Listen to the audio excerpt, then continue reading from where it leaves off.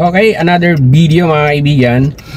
Meron lang akong sasaguting tanong dito sa comment section galing kay Cesar Bono. Sabi niya, for example naman po na gear 1 na pero hirap pa din umahon. Ano po ang dahilan? Okay, kasi po mga kaibigan, kung natatandaan nyo, kakapost ko lang po ng video regarding dito sa shifting paahon na kapag hindi kinaya ng mataas na gear, magbabawas tayo ng from 2 pag hindi pa kinaya ng gear 2. So ilalagay natin ililipat natin ng gear 1. So ang tanong niya, papaano daw kapag hindi na kinaya ng gear 1? Okay, so actually mga kaibigan, kagaya ng mga sinasabi ko before na ang gear 1, yan na po yung pinakamalakas na gear.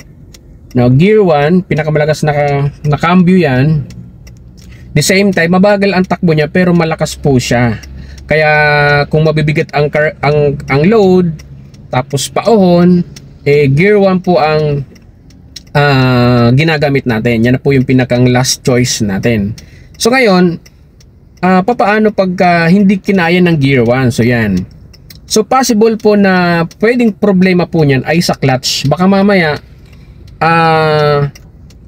damage na or pudpud na, sunog na ang clutch, no? Clutch slide na siya. Kumbaga wala nang kapit na maayos ang ating clutch.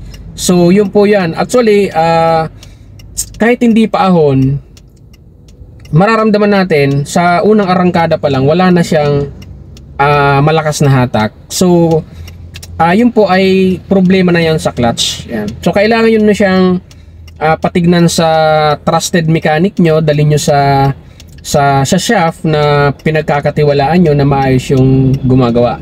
So yan po ang pinakang dahilan yan kung kaya't wala nang hatak ang inyong sasakyan kahit na naka gear 1 po kayo, paahon man yan or patag.